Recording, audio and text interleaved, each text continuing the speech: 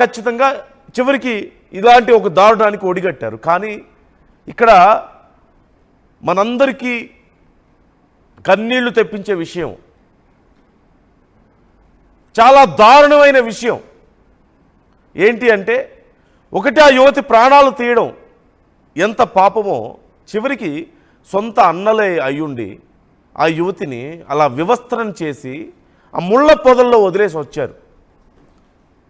తన మృతదేహాన్ని వివస్త్రగా ఉంది. సురేంద్ర మాట్లాడాడు, సొంత అన్నను కదా నేను చూడలేకపోయాను, అసలు అది తలుచుకుంటేనే నాకు భయం వేస్తుంది, మాటలు రావడం లేదు, ఏడుపు వస్తుందని మాట్లాడాడు కదా. కానీ వాళ్ళ చేతులతో వాళ్లే చేశారు కదా ఈ పని. మనుషులనే వాళ్ళు చేయగలుగుతారా? సొంత చెల్లిని అసలు మనుషులనే వాళ్ళు చంపగలుగుతారా? ఒకవేళ చేసినా ఇంత చేశారు, కానీ ఇది ఇంకా ఇక పరాకాష్ట కాదా క్రూరత్వానికి?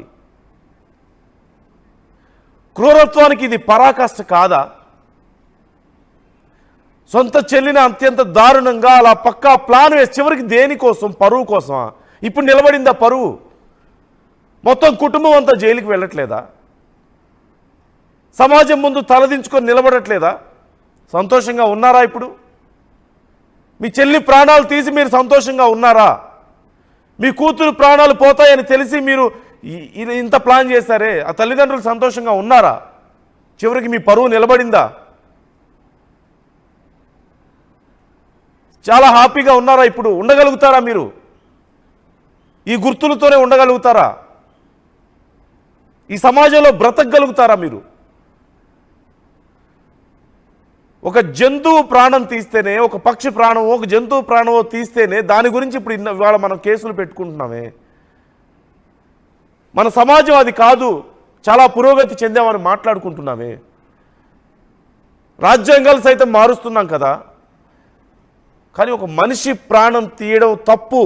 మనలాంటి ఒక మనిషే, మన ప్రాణం లాంటి ప్రాణమే అనే కనీసం విచక్షణ మనుషులు కోల్పోతున్నారు. అందులోనూ ఏ దోపిడీ దొంగలో లేకపోతే ఇంకెవరో ఏ టెర్రరిస్టులో చేస్తున్నారంటే కనీసం ఒక ఆలోచించడానికైనా ఒక అర్థం ఉంటుంది. కానీ సొంత కుటుంబ సభ్యులే, చిన్నప్పటి నుంచి అల్లారు ముద్దుగా పెంచుకున్నటువంటి అన్నలు, తల్లులు, తండ్రులు పరువు అనే ఒక హాలోజినేషన్లో ఉండిపోయి, ఒక తప్పుడు ఆలోచనలో ఉండి చివరికి చేసేది ఇది. సమాజం ముందు ఇప్పుడు మీ పరువు నిలబెట్టుకోగలిగారా? కాపాడుకోగలిగారా? మీకు సమాజం ఇప్పుడు విలువిస్తుందా? చివరికి ఏం సాధించగలిగారు? అన్నిటికీ మించి మొదటి నుంచి ఏదైతే అడ్డుగా చెప్పుకుంటున్నారో, ఒకవేళ అన్న చేస్తే అలా చేస్తాడా, వ్యవస్థ చేస్తాడా అని చెప్పుకుంటున్నారో, చివరికి అదే నిజమైంది. అన్నలే చేస్తారా అంటున్నారు. అలా వ్యవస్థ పడి ఉందంటే దాని అర్థం ఏంటి? అంత దారుణమైన దెబ్బల ఎంత కసితో కొడితే, మనం మాట్లాడుకున్నాం, లోపల కిడ్నీలు లివర్ దెబ్బతిన్నాయంటే ఎంత బలంగా కొట్టుంటారు ఆ యువతిని. చిన్న వయసు పాపం. చెల్లి, వాళ్ళ కుటుంబంలో ఉన్నటువంటి ఒక ఆడపిల్ల తను అపురూపంగా చూసుకోవాలి. తను ఏదైనా తప్పు చేస్తే తనకి చెప్పాలి, 1కి 10 సార్లు మందలించాలి, కౌన్సిలింగ్ ఇవ్వాలి. ఇది కదా చేయాల్సిన పద్ధతి. పిడిగుద్దులు గుద్ది వివస్త్రం చేసి ఒళ్ళంతా గాయాలు చేసి అత్యంత దారుణంగా ఆ యువతి ప్రాణాలు తీస్తారా? ఇంతకంటే దుర్మార్గం ఇంకోటి ఉంటుందా? సభ్య సమాజంలో ఇంతకంటే దారుణం ఇంకేదైనా ఉంటుందా? మళ్ళీ ఇలాంటి వాళ్ళకి సపోర్టుగా ఆ యువతి ప్రాణాలు తీయడం కరెక్ట్ అని కామెంట్ చేసేవాళ్ళు చాలామంది ఉన్నారు, చేస్తున్నారు. రేపు మీ ఇళ్లలో ఇలాంటి సమస్య వస్తే మీరు ఇదే చేస్తారా? ఇంతకంటే మూర్ఖత్వం ఇంకోటి ఉందా? సభ్య సమాజంలో బ్రతకడానికి వీళ్ళకి అర్హులు కాదు. ఇలాంటి వాళ్ళకి ప్రత్యేకంగా ఏదైనా దీవి తయారు చేసి అక్కడ వదిలేసి వచ్చేయాలేమో. సమాజం మొత్తాన్ని తప్పుదావు పట్టించిన సురేంద్ర ఇప్పుడు ఎక్కడ? మనతో కూడా మాట్లాడాడు, చాలానే డ్రామా చేశాడు. ఇప్పుడు ఎక్కడున్నాడు? ఒకసారి సురేంద్ర అసలు ఏం మాట్లాడాడో, ఎలా మనలందరినీ తప్పుదో పట్టించాడో, కళ్ళబొల్లి మాటలతో నాటకాలు ఎలా ఆడాడో ఒకసారి చూద్దాం.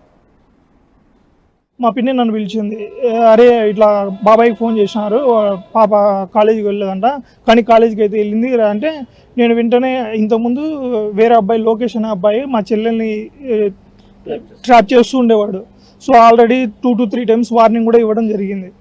ఇచ్చిన తర్వాత ఏంటంటే ఇప్పుడు అమ్మాయి విషయం వాళ్ళు ఏమంటారంటే వాళ్ళ పేరెంట్స్ అయినా మీ అమ్మాయి రాకుండా మా అబ్బాయి వెళ్ళాడా అనే ఉద్దేశంతో మాట్లాడుతుంటారు. అవును, అందుకనేసి ఏం చేశాను అంటే ఆ అబ్బాయికి నేను మర్యాదగా మాటలతోనే చెప్పుకుంటూ వచ్చాను. ఏ రోజు కుట్టను కూడా కొట్టలేదు. నా చెల్లెల్ని నేనే చెప్పుకుంటాను, నేనే కొట్టుకుంటూ నేను చెప్పుకుంటూ వచ్చేసాను చాలా వరకు. ఆ అమ్మాయి విన్న లాస్ట్ మా బాబాయ్ మీద కూడా కొట్టేపించాను, వాడి జోలికి పోను అనేసి. వాడు ఎలా చేస్తున్నాడంటే ఇంత చేసినా కూడా మేము అంత కొట్లాడే అంత వార్నింగ్ ఇచ్చిన అయిపోయిన తర్వాత ఎలా చేస్తాను టార్గెట్, నేను కోసుకుంటాను, నేను కోసుకుంటే మీ ఫ్యామిలీ అంతా స్టేషన్కి పోతుంది, మీ అన్న మీరందరూ వెళ్ళిపోతారు, ఇలా భయపెట్టేవాడు. ఈ అమ్మాయి అంటే ఇలా భయపెట్టడం వల్ల వాడు ఏ చెప్పినా వినేదన్నమాట. సో ఇలా చేశారు. తర్వాత మా పిన్నికి కాల్ వస్తూనే నేను మా పిన్నిని వచ్చేసాం కాలేజ్ దగ్గరికి. కాలేజ్ దగ్గరకు వచ్చాము, గీతం కాలేజ్ ప్రొద్దుటూరులో. అక్కడికి వచ్చాము. వచ్చిన తర్వాత సార్ని ఎంక్వైరీ వాళ్ళు నేను మా పిన్నికి లోపలికి వెళ్ళాము.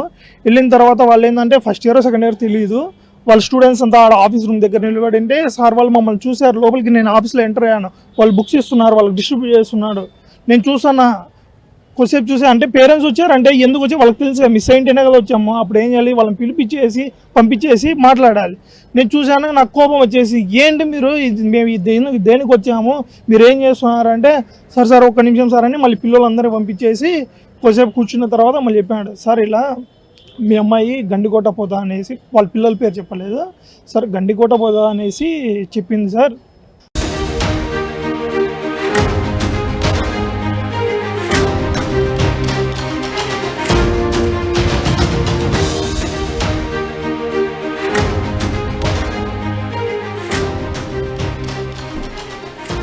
మొత్తానికి ఆర్టీవీ ఊహించందే జరిగిందా? గండికోట మిస్టరీ వీడిందా?